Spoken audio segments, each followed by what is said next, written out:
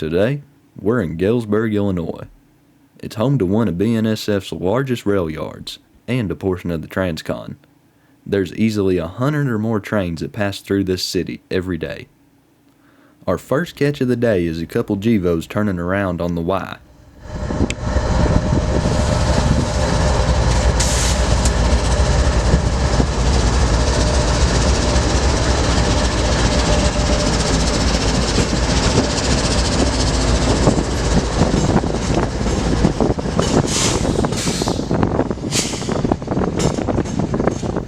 If you watch the back door of the second GEVO, you can see the conductor exit the cab and start waving his arm around.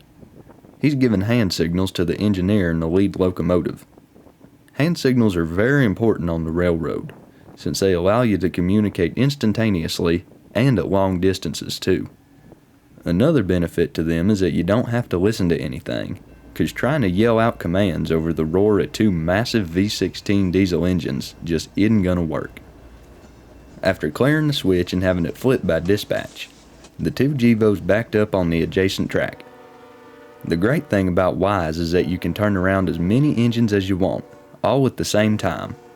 That's part of the reason why you don't see turntables and roundhouses anymore. Ys are simply more efficient, because of their technically infinite capacity.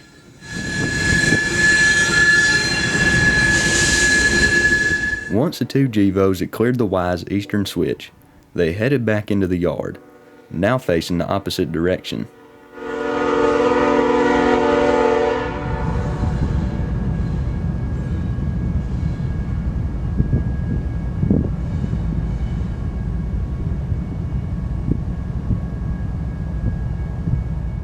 Next up was a yard movement. However, it didn't pull as far forward as I anticipated. What's interesting about this yard movement is that it's being pulled by a Jeep. Normally, these kinds of trains are pulled by an SD40-2 or similar locomotive, but today's an exception, and we're about to find out why.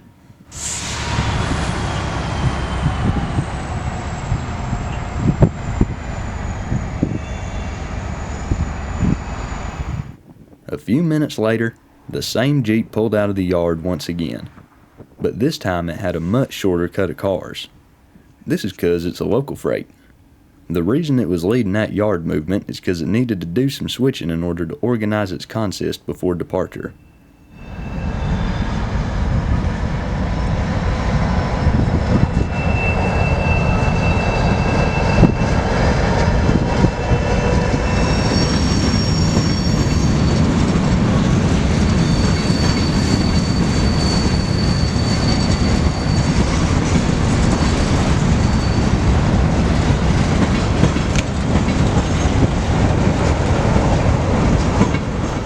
The industry this train is switching must be nearby, since they're going in backwards, don't have an EOTD, and also don't have a caboose. Nowadays, cabooses are used to give conductors a safe place to stand when a train is backing up for extended periods of time.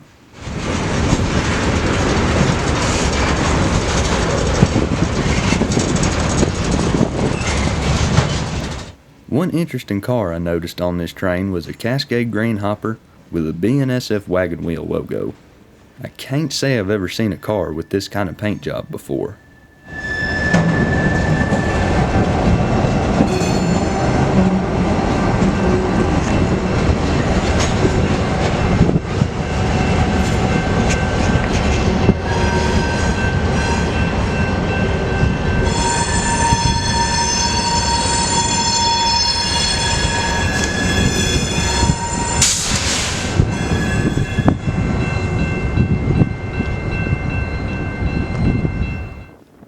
After the local was gone, a big old mixed freight came through, with a very unique engine in the lash-up.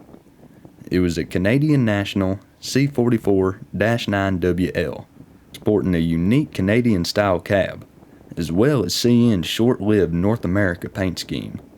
I've heard these engines are rare, even on their home tracks.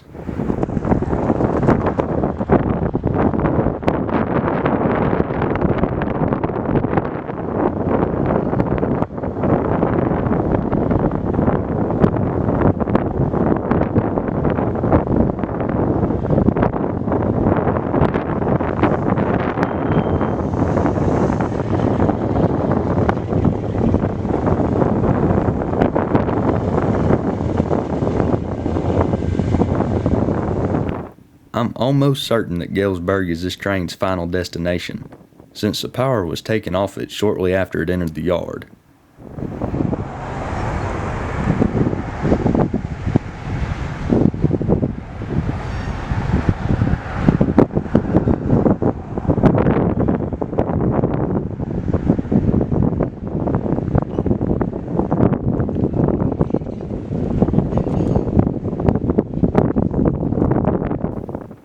The next train we see is an Amtrak, with a whopping 5 P-42s in the lead.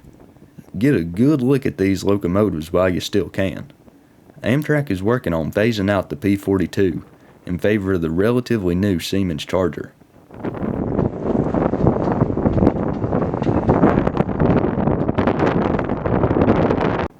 Just as the Amtrak train came to a stop, the local freight from earlier came on back, with 3 gondolas full of scrap metal.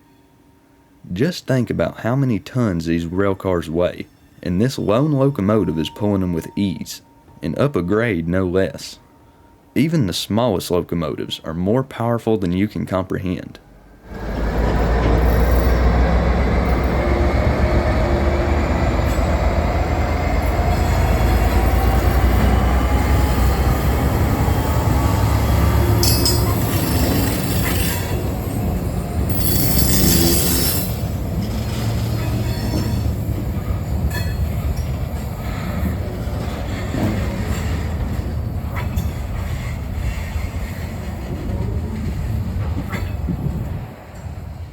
Instead of backing into the yard, the locals stopped on the Y.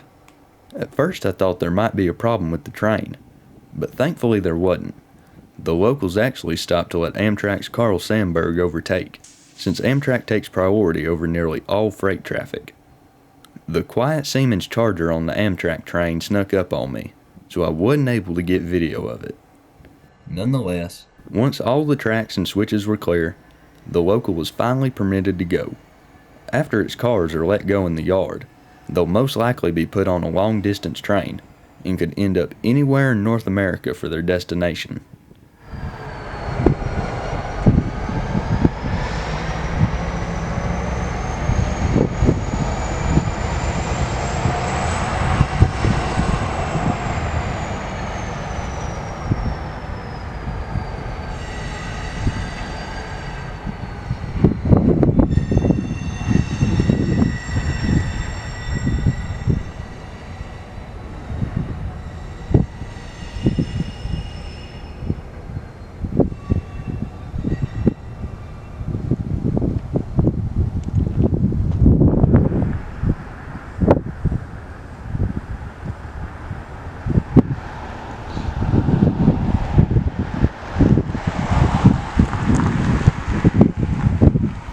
Of course, this wouldn't be a trip to Galesburg without paying a visit to the locomotive shops.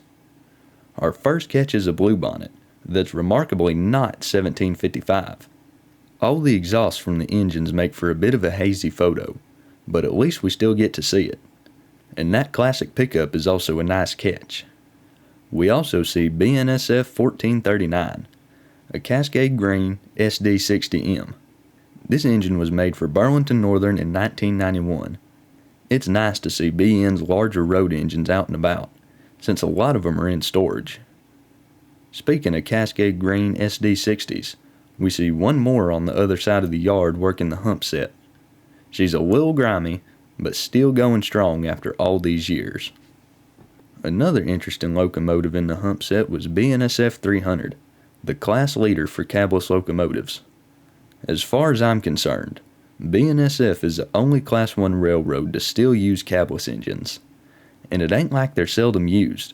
Sometimes you can find cabless engines pulling local freights on the main line, or in this case, working every day on the hump set. After hanging around on the ground, I figured it was time for a bit of a different angle. Here we are on a bridge that spans the rail yard and locomotive shops. We can see a lot more from up here, such as another hump set with another cabless SD40-2B, this time in Cascade Green paint. We also see the front of 1439, an Executive Mac, a Triclops SD60M, and a BNSF war bonnet next to some genset switchers. Unfortunately, I can't get a read on the gensets reporting marks, so I can't tell you who they belong to. Remember the Canadian National Dash 9 from earlier? Well, here it is on one of the locomotive shop's lead tracks. I tell you what, I love the Canadian cab on this thing. The nose looks like it was made by EMD, but this is a GE built engine. And there's also the paint job it wears. This is CN's North America paint scheme. It was only used for a short time from about 1993 to 1995. Another interesting thing about this engine is that it doesn't have a box on the conductor's side. This is the first time I've seen a GE locomotive without a place for one. The other side of the bridge also had interesting things to see, such as this lone SD40-2 amidst a sea of rail cars, as well as BNSF number 58. Just like number 54, this locomotive is a cab slug that originally started life as an SD9. It has no engine and is powered only by the electricity produced by the locomotive it's tethered to. On the east side of the bridge, we see a BNSF work truck driving around the yard, and what I think is a fertilizer train coming to a stop on the runaround track. The last locomotive in the lash-up had a horrible engine knock, which puts the prime mover at risk of total failure. Hopefully they'll swap that engine out, or just cut it altogether. For the last catch of the day, we see a Belt Railway of Chicago SD40-2 and slug. I wonder what these locomotives are doing down here. The Belt Railway of Chicago is co-owned by BNSF, so maybe they just brought these engines down here for maintenance. It's hard to say for certain. The Chicago Belt Railway is quite interesting. They've been in operation for over 140 years, and the company is co-owned by 6 Class 1s.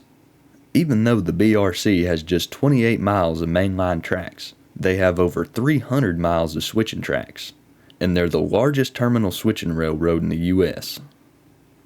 Thanks for watching. Also, if you haven't heard the news, merch is now available. The link's in the description. Anyways, till next time.